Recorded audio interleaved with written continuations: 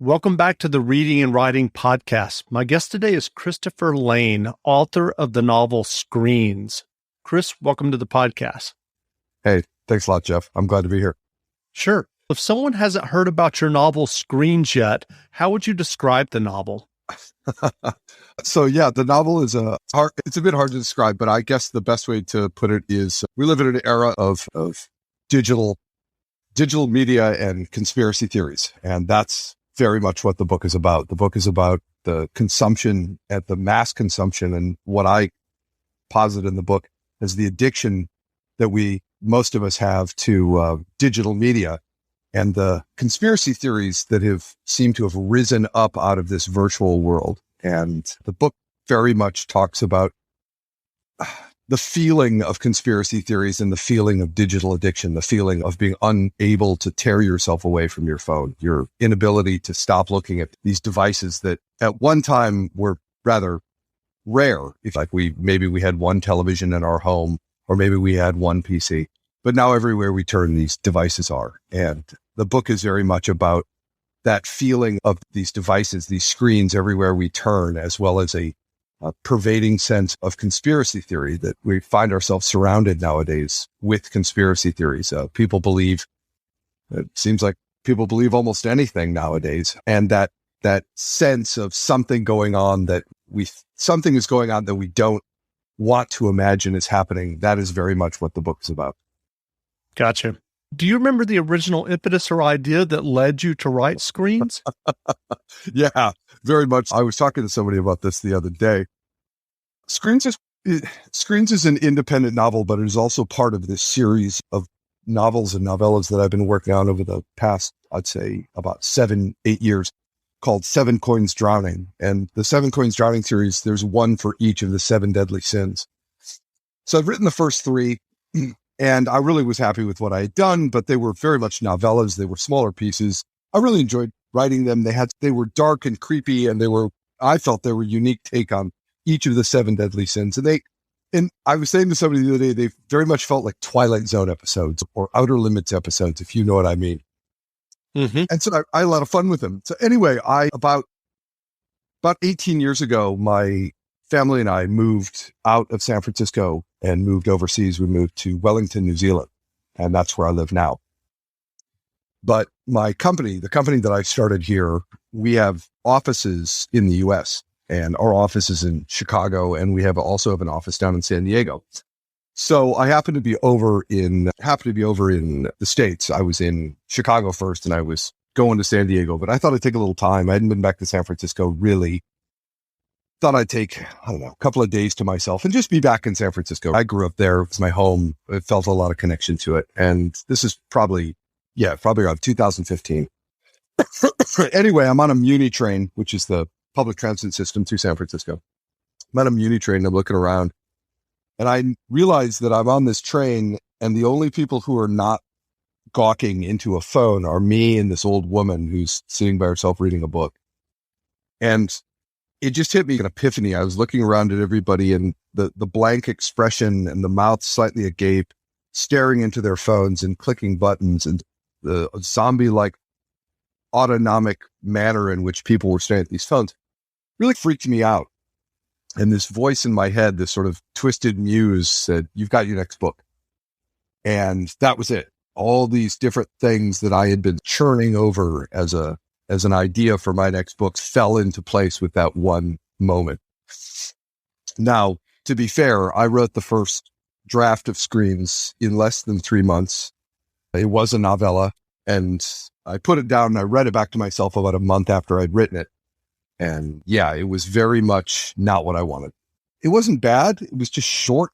It fell flat. And what I never realized at the time is over the next 5 years, that was going to be the journey I was going to take. I was going to work on that book again and again until I finally, after what ended up being a 4-year period, wrote the entire book, wrote and edited and re-edited and redrafted the book. What was your writing journey before you wrote your first novel or novella? Had you always written? Yeah, that's the thing is I started writing really young. I got into writing when I was probably, I'm going to say 9. 9 years old, I remember telling stories to my friends that we would go to the movies and we'd see some movie, whatever it was. I'm old enough to have been to say that when I was 9 years old, that's when Star Wars came out. Well, we'd go see fantasy movies or sci-fi movies, and then I was really into that. And then I would tell my friends stories about ideas that I had. And I remember that feeling of being really excited about telling other people's stories and how much I enjoyed it. And then what I found was that telling them the story wasn't enough, that I wanted to hear more of the story myself. And so I would start to tell the story to myself and then write it down. And it kind of went from there. Studied literature in school, both in high school and then in university. And I studied writing. And then my entire life, while I've had a Joe job like pretty much all writers do, I have written my entire life. And so writing has always been in and out of my life in one way or another. Gotcha. And you talked about writing screens earlier. What was the writing process when you were working on it initially? Did you outline the novel extensively, or are you more of an organic writer to see where the story goes?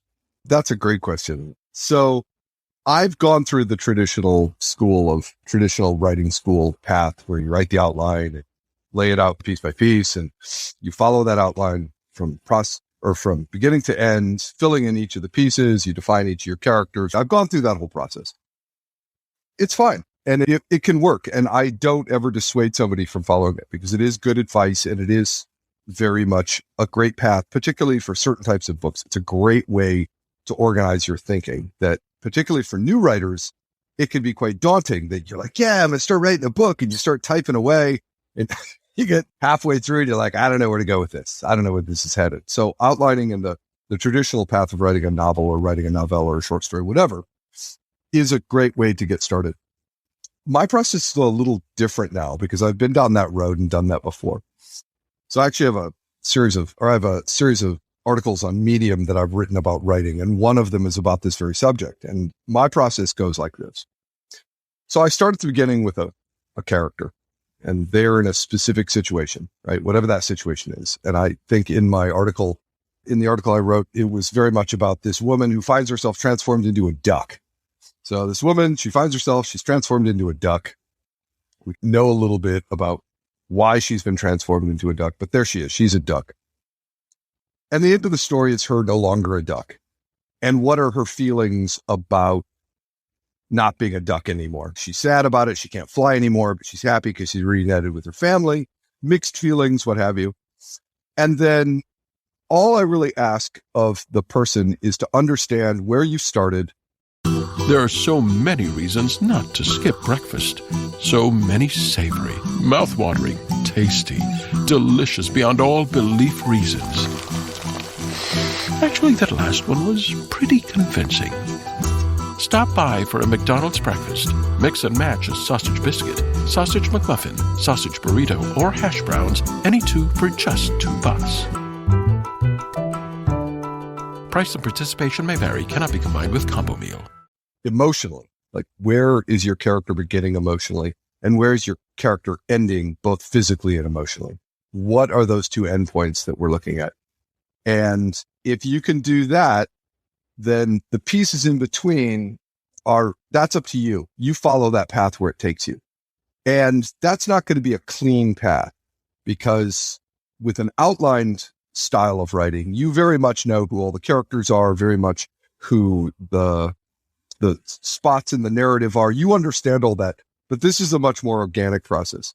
The one thing that I did do, and which I recommend for people who want to try a different path of writing, is really get to know who that person is, really get to feel who they are as a person, what they look like, what they dress, what they eat, what their feelings are, the kinds of things that they do in their day-to-day lives, because the more you can understand that, the more you're going to get those creative juices flowing. Much like actors follow that method acting, in many ways it's similar to that you understand the beginning, you understand the end, you really get to know the person before you start writing, and just let it take you where it takes you. And that was very much the process for Screens. Got it. So are you working on another novel now? I am. Yeah, I actually am. My new novel is... it's not a sequel to Screens. It's very much a completely independent novel.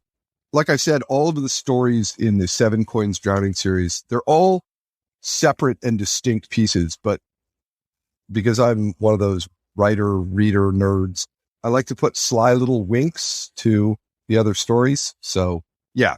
So the first one has a little nod to the second one has a nod to the first one, et cetera, et cetera. And so I'm working on the fifth book.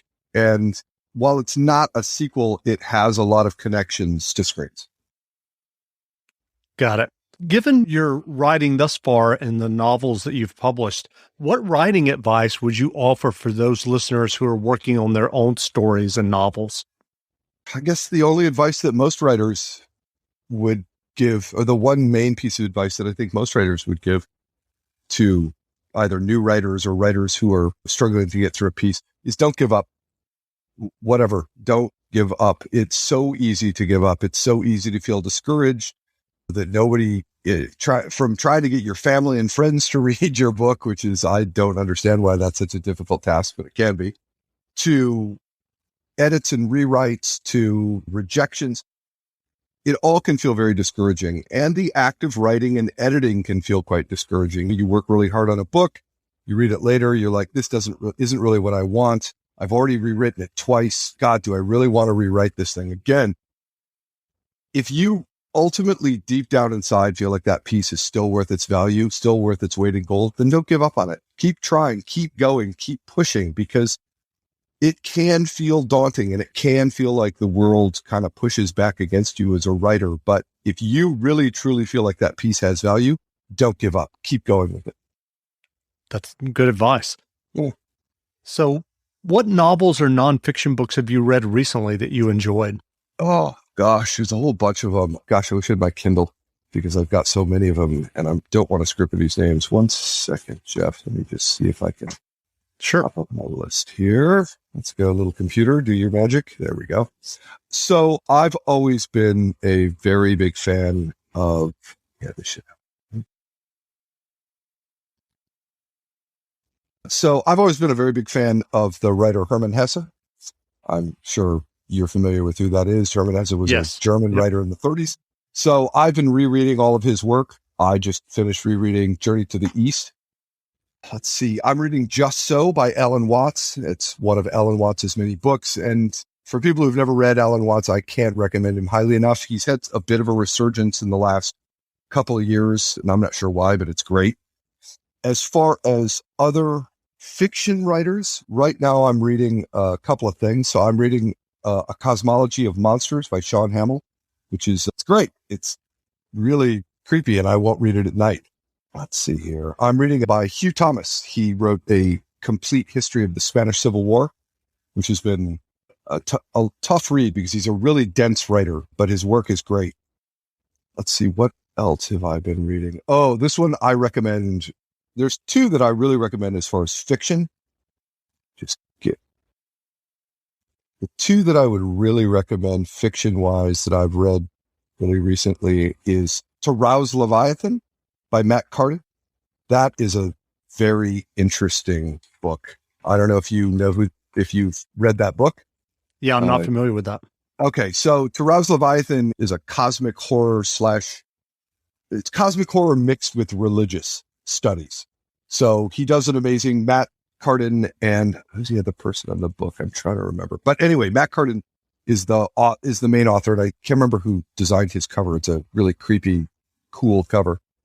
But the book is very much a combination of cosmic horror mixed with sort of religious studies, that these various figures find themselves who are religious in one way or another, but they find themselves, as they go through their religious studies, they find themselves trapped in these horrific moments. And it's not so much cosmic horror, Lovecraftian horror in the sense that there's lots of references to Cthulhu and Lovecraft's monsters, though there is some of that.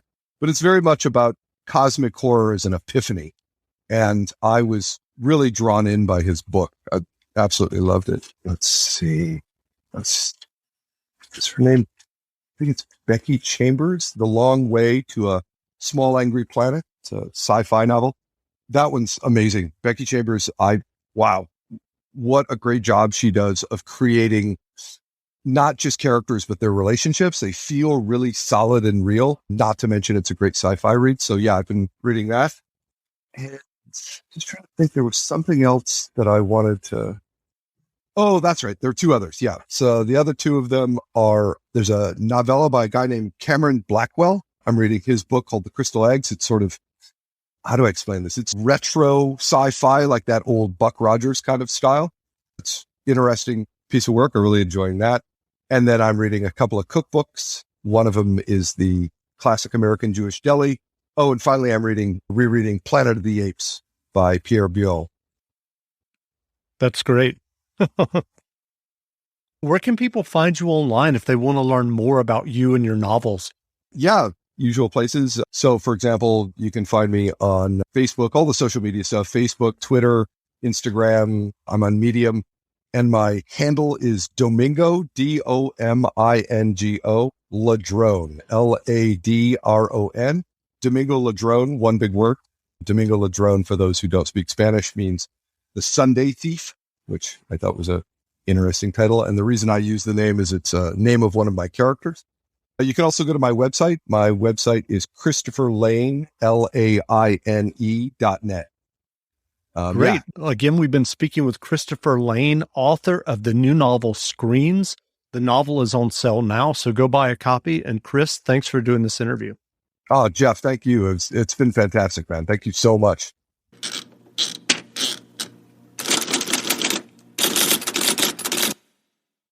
Better sleep means a better you. That's why Mattress Firm made the Rest Assured Promise, featuring the best mattresses from America's best brands, like the Timber Breeze collection, so you can sleep up to 8 degrees cooler. Available now with a $300 instant gift, good towards sleep accessories. Our sleep experts have over 200 hours of training, so you can rest assured we'll find the right bed for you. Only at Mattress Firm, America's #1 Tempur-Pedic retailer. Offer valid with qualifying purchase. Restrictions apply. Valid at participating locations only. For offer details, visit mattressfirm.com/sale.